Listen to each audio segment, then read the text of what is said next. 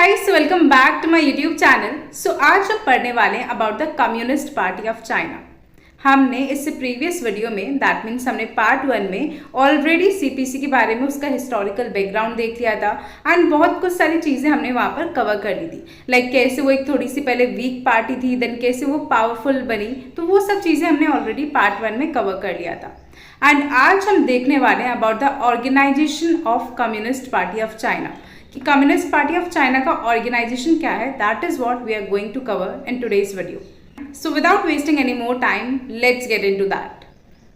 So now let's see the organization of the communist party of China. कि जो communist party of China है, that means जो CPC है, उसका एक हायरार्किकल स्ट्रक्चर है। हायरार्किकल स्ट्रक्चर मतलब समझ लो एक पिरामिड जैसा, ठीक है, कि उसमें डिफरेंट लेवल्स है, ठीक है।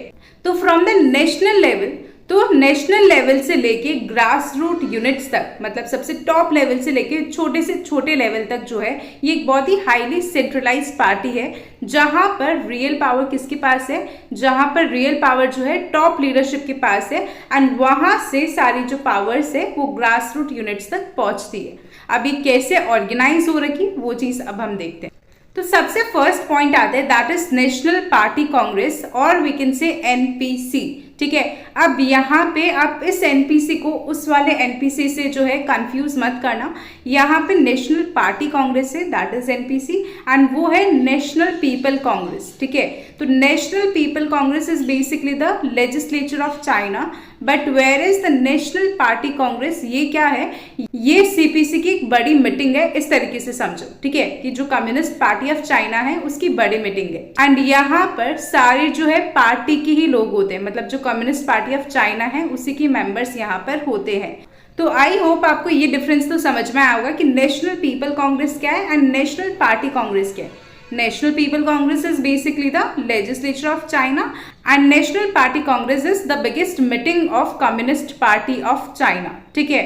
तो वो चीज हमने यहाँ पर बात करी। अच्छा, वापस से नेशनल पार्टी कांग्रेस की तरफ आ जाते हैं।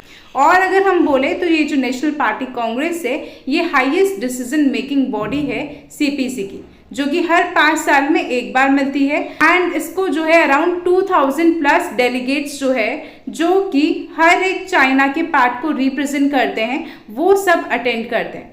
तो हमने क्या बोला कि 2000 प्लस लोग जो है इसको अटेंड करते हैं एंड वो कहाँ से होते हैं, वो हर एक चाइना के पार्ट को रिप्रेजेंट कर रहे होते हैं, ठीक है। तो ये चीज हमने नेशनल पार्टी कांग्रेस के बारे में बोली।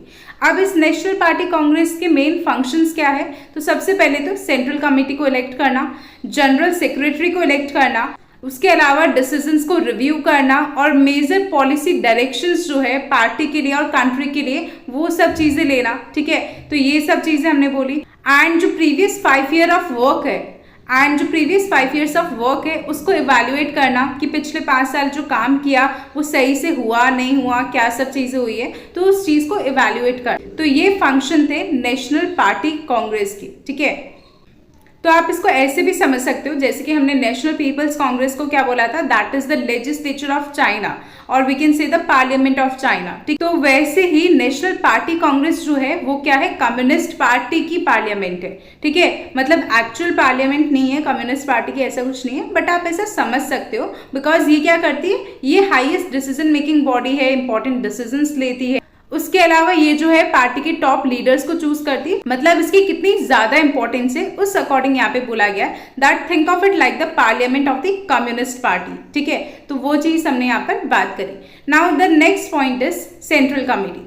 अब ये जो सेंट्रल कमेटी है ये around 151 full and alternate members से मिलके बनी हुई है एंड इसको कौन इलेक्ट करता है, तो इसको नेशनल पार्टी कांग्रेस इलेक्ट करती है, अभी अपन ने देखा था, ठीक है। एंड ये जो है साल में एक बार मिलती है इन प्लेनरी सेशंस। प्लेनरी सेशंस मतलब क्या होता है, तो प्लेनरी सेशंस मतलब एक ऐसा सेशन जहां पर सब लोग जो है प्रेजेंट होंगे, मतलब एक ऐसी मीटिंग होगी जहां पे फुल मेंबर मीटिंग होगी, मतलब सारे लोग प्रेजेंट होंगे, तो दैट इज प्लेनरी सेशंस। अच्छा, वन मोर थिंग, जैसे कि यहाँ पे फर्स्ट पॉइंट में मैंने बोला था that it consist of about 151 full and alternate members. तो अब ये ऑल्टरनेट मेंबर्स क्या होते हैं, तो इसको एक एग्जांपल के थ्रू समझना। तो जैसे कि सपोज करो एक क्रिकेट टीम होती है ना, जिसमें 11 फिक्स्ड मेंबर्स होते हैं कि आपको तो खेलना ही है, ठीक है। एंड कुछ सब्सटीट्यूट प्लेयर्स भी होते हैं कि इन केस अगर कोई इंजर्ड हो जाता है प्लेयर, तो ऐसे में वो उन्हें सब्सटीट्यूट कर सकते हैं, मतलब उनकी जगह खेल सकते हैं, ठीक है। तो सेम वैसे ही ये ऑल्टरनेट मेंबर्स होते हैं कि ये ऑल्टरनेट मेंबर्स जो है कि कभी कोई फुल मेंबर नहीं है तो उनकी वो जगह ले सकते हैं ऑल्टरनेट मेंबर्स, ठीक है। तो जैसे कि मैंने बोला था कि प्लानरी सेशंस में क्या होता है कि सबका होना ज़रूरी होता है, तो अब यहाँ पे उन फुल मेंबर्स का होना ज़रूरी होता है। दैट मीन्स जो 151 फुल मेंबर्स है ना, तो उनका होना ज़रूरी होता है, बिकॉज उनके पास ही राइट टू वोट होता है कि किसी भी डिसीजन पे अगर आप वोटिंग कर रहे हो तो केवल उस वोट को करने का राइट किसके पास है, उन फुल मेंबर के पास होता है। तो ऐसे में ऑल्टरनेट मेंबर्स जो है वो उनकी जगह तो ले सकते हैं बट वोट नहीं कर सकते, बिकॉज प्लेनरी सेशन में सबका होना ज़रूरी है। तो इन केस अगर कोई फुल मेंबर नहीं है तो वहाँ पे ऑल्टरनेट मेंबर जो है उन्हें रिप्लेस कर सकते हैं, ठीक है। तो वो चीज़ हमने यहाँ पर बात करी। अब सेंट्रल कमेटी के मेन फंक्शंस क्या होते हैं वो चीज़ हम देख लेते हैं।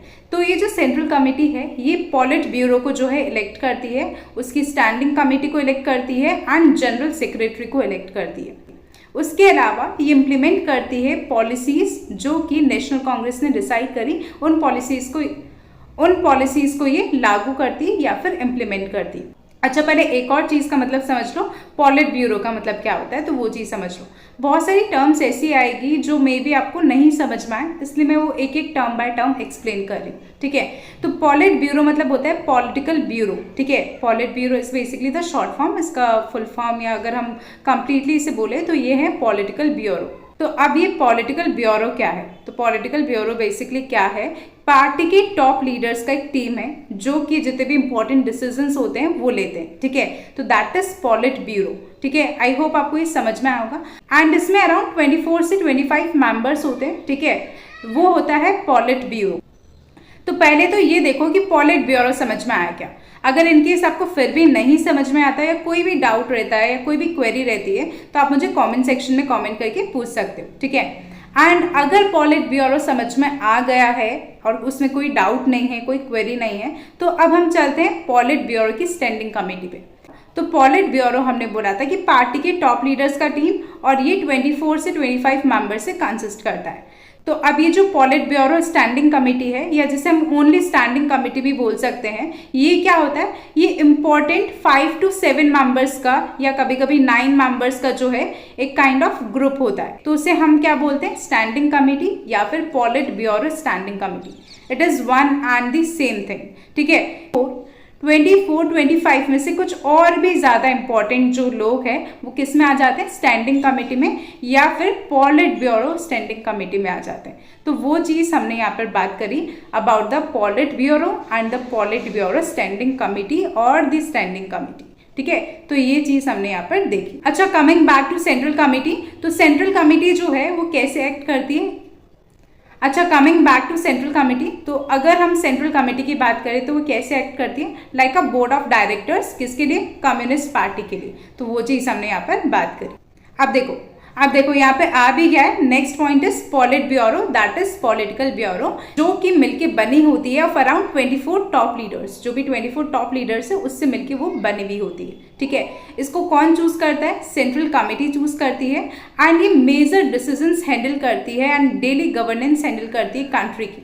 मतलब कंट्री के जितने भी मेजर डिसीजंस होते हैं या जो डेली का गवर्नेंस होता है, एडमिनिस्ट्रेशन होता है, उसे हैंडल करती है पॉलिट ब्यूरो या फिर पॉलिटिकल ब्यूरो, ठीक है। एंड उसके अलावा ये जितनी भी नेशनल प्लानिंग है वो सब देखती है, इकोनॉमी को देखती है, पार्टी अफेयर्स को मैनेज करती है। तो ये सब चीजें कौन करता है, polit bureau, that is political bureau. And ये कैसे फंक्शन करता है, एक कैबिनेट की तरह फंक्शन करता है या एक एग्जीक्यूटिव टीम की तरह फंक्शन करता है कि ये सीपीसी की या फिर कम्युनिस्ट पार्टी ऑफ चाइना की कैबिनेट है काइंड ऑफ, या फिर हम कह सकते हैं एग्जीक्यूटिव टीम है। होती नहीं है बट फंक्शन उसकी तरह करती है। तो वो चीज़ यहाँ पे बता रखी है, ठीक है। तो दैट इज पॉलिट ब्यूरो और the political bureau. Now next आता है that is polit bureau standing committee. अब ये जो है ये कोर है of real power in China. सबसे इंपॉर्टेंट अगर देखा जाए चाइना में तो that is polit bureau standing committee, और you can only say the standing committee.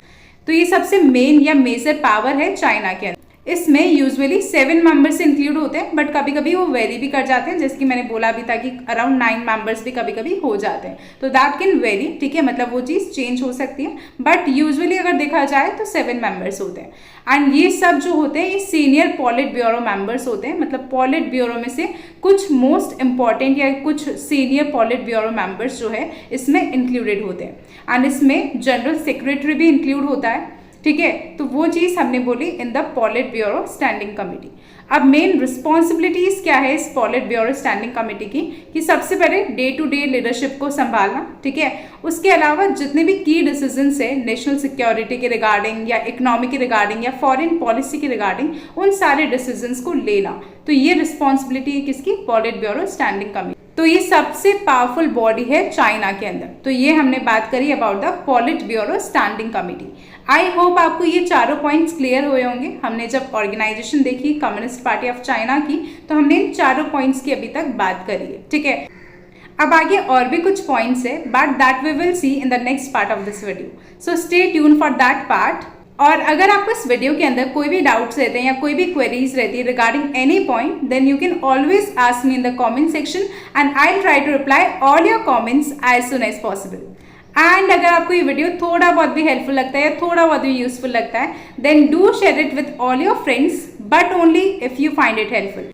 अगर आपको ये हेल्पफुल लगता है तो ही ये वीडियो आपको अपने फ्रेंड्स के साथ शेयर करनी, नहीं तो it's completely fine. But the most important thing, do let me know all your valuable feedbacks in the comment section. So yeah, bye bye, take care.